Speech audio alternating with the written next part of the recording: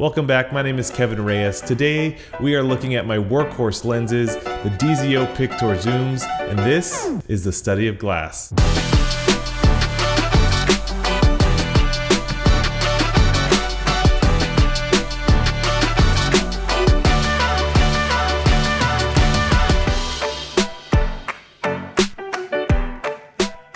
So we're going to talk about the three Pictor zooms that DZOFILM now has available, the 28 to 55, the 50 to 125, and the most recent release, the 14 to 30. We'll highlight some of the physical aspects that I like about these lenses. We'll look at some of the imagery from each of these lenses, what applications I use each lens for.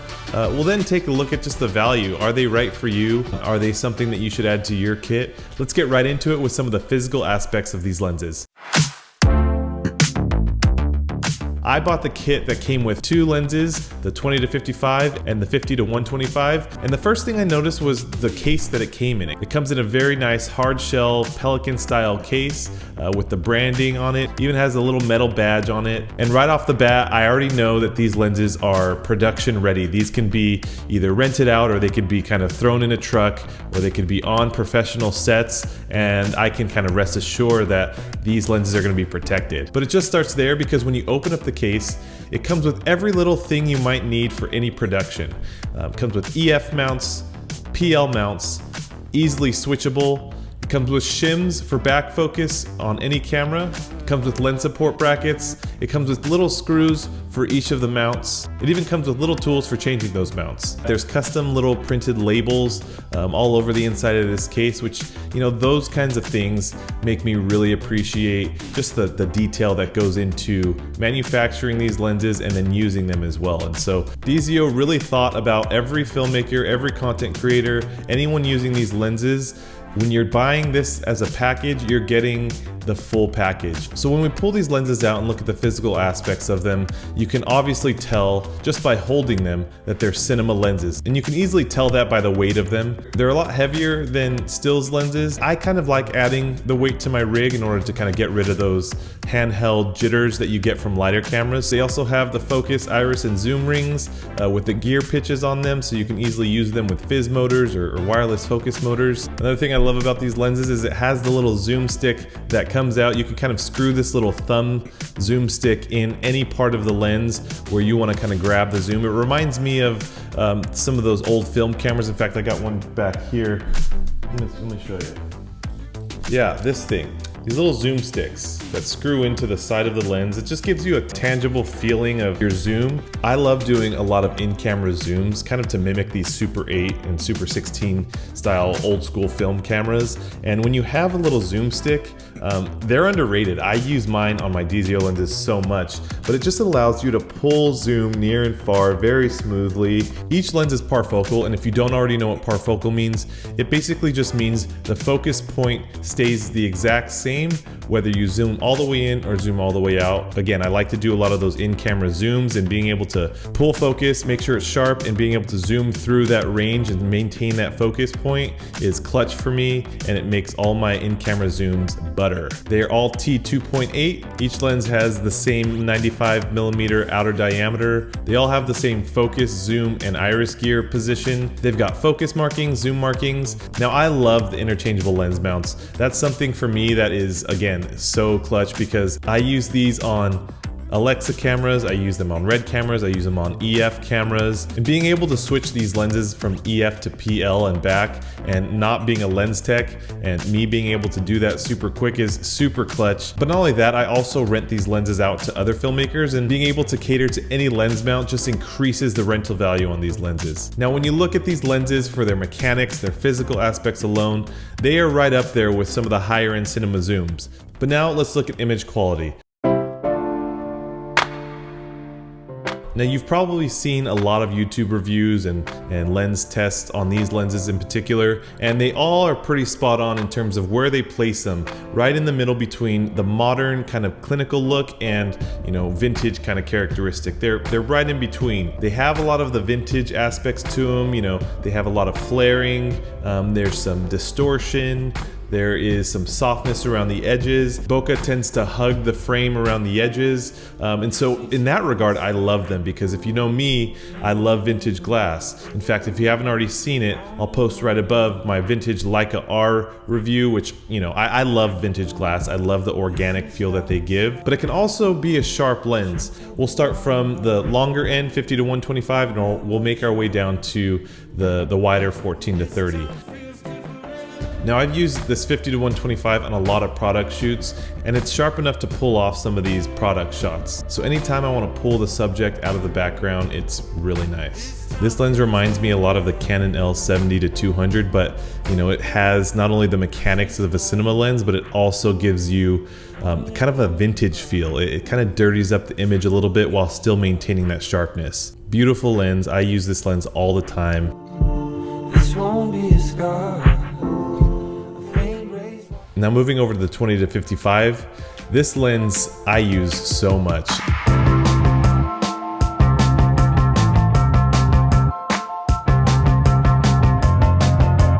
With the 20 to 55 range, it could be used for almost any kind of shoot you're looking for. You've got your wides at 20 and you can really separate stuff at 55.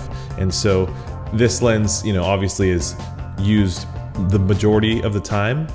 All these lenses have these kind of greenish flare, which I dig. I like the green flare. Now on the wider end, this does have a little bit of distortion. They do have a little bit of chromatic aberration. I think that's probably one of the downsides. Once you learn and, you know, teach your eye to see chromatic aberration, then it starts to bother you. You can't unsee it. But before I even knew what that meant, the average viewer or even most of your clients, I mean, most of my clients don't even know what chromatic aberration is or to look for or that it's even bad. So I'm not tripping too hard over the amount of chromatic aberration it has.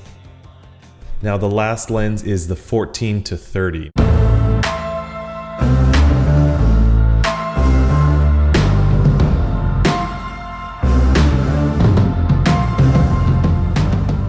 Now this is the last lens that DZO released to round out and complete the trifecta of the Pictor zooms, and I am so glad that they released this because I have recently been getting into wide angle lenses and I love them. Those super wide angle lenses, a lot of people have used the Tokina 11 to 20. I think that's a good comparable cinema lens. That range is so fun. Even at the 14mm end, there is a fair amount of distortion, which you find on those older vintage lenses. There's definitely, you know, bowing around the edges. Some people dig that. I mean, I myself dig that. A lot of anamorphic lenses feature, you know, those distorted edges. I shoot a lot of fashion with this, and I love the way it kind of stretches the model's legs and kind of makes them look bigger than life, which is a very popular fashion look. They work really well, especially if you have a really nice location. It's really cool wide angle lens, which I've really been loving recently. Now, one thing that I was a little bummed out about when I received this lens was when I opened up the box, I was hoping that it would be kind of smaller. I use smaller gimbals like the DJI Ronin S2, and I want to be able to throw my Komodo on there and a small zoom lens. I shoot the Komodo with Leica R's on the gimbal because it's such a nice compact package, but there's no way I can get this 14 to 30 to balance properly with my Komodo on there. I would have to jump up to the Movi Pro or the Ronin 2, and I just don't want to use those bigger, heavier gimbals when I'm kind of doing my run and gun stuff. So I was hoping it would be kind of the size of something like the, you know, Tokina 11 to 20. It's a very similar size to the other two lenses. That's, I would consider subjectively a downside for me, but you know, I get it. The other thing that I noticed, interestingly enough, was a lot of my images from the 14 to 30 were a lot warmer than the other two lenses, probably 800 to 1000 Kelvin warmer. And it was also a hair darker than the rest of the lenses as well. So that's definitely not good, especially when you're calling them cinema lenses, and if they're all part of the same, you know, the Pictor zooms, they're all part of the same collection, then they should match. And that's a big reason why people get these lenses, is they need them to match whether they're doing interviews or multicam shoots. If I send footage to a client, that looks bad on me when one camera looks a lot warmer than the other one. That kind of points at me and says, I don't know how to, balance these colors. Of course, you could fix it really quickly in post, but that's not what I want to do. I want these lenses to match perfectly.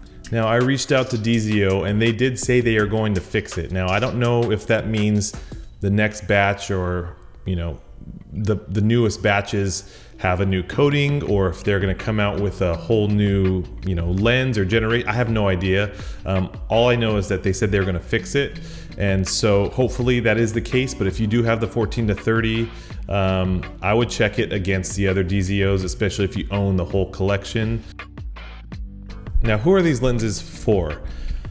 I think it's probably easier to answer who they are not for, because them being zoom lenses, they cover so much. They're so versatile. A lot of filmmakers can use them, whether you're doing interviews, corporate, you're doing fashion, you're doing multicam stuff, whatever you're doing, these lenses can cover them. So I'd probably say they're not for someone who wants to maintain a really light package, who wants to be super light on their feet, run and gun, event, wedding stuff, where you kind of need maybe image stabilization. You need a lighter kit because you're holding it all day. It's only you. You don't have a first AC. You don't even have an assistant to help you. I would probably stick with the Canon L stuff, or even the Sigma stuff, because it's just lighter.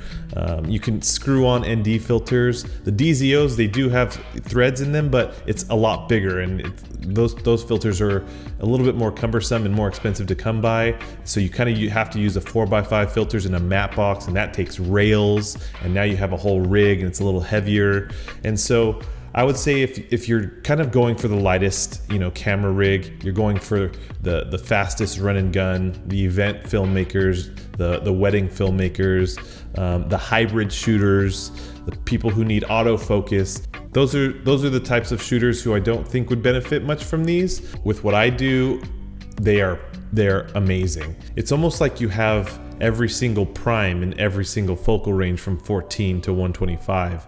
They are really that good. I love the attention to detail that DZO has given us. I love the value they're packing into this package to make it more accessible for filmmakers who might not make millions of dollars, but might not have $50,000 budgets or $100,000 budgets to rent the highest end glass. And so kudos, mad respect to DZOFILM for making lenses that are great value for an affordable price. Really appreciate that. Really appreciate you guys. Thank you guys for watching. I hope you enjoyed. If you ever want to rent these lenses, I'm in Southern California, and you can look at my share grid. You can come by and check them out if you want here at the studio. By the way, we have a new studio that is available for rent. It's a massive studio. I'll have another video on that soon. It's in Westside, Costa Mesa. And so, yeah, I think that's it. God is real. That's it. Love you guys. Peace.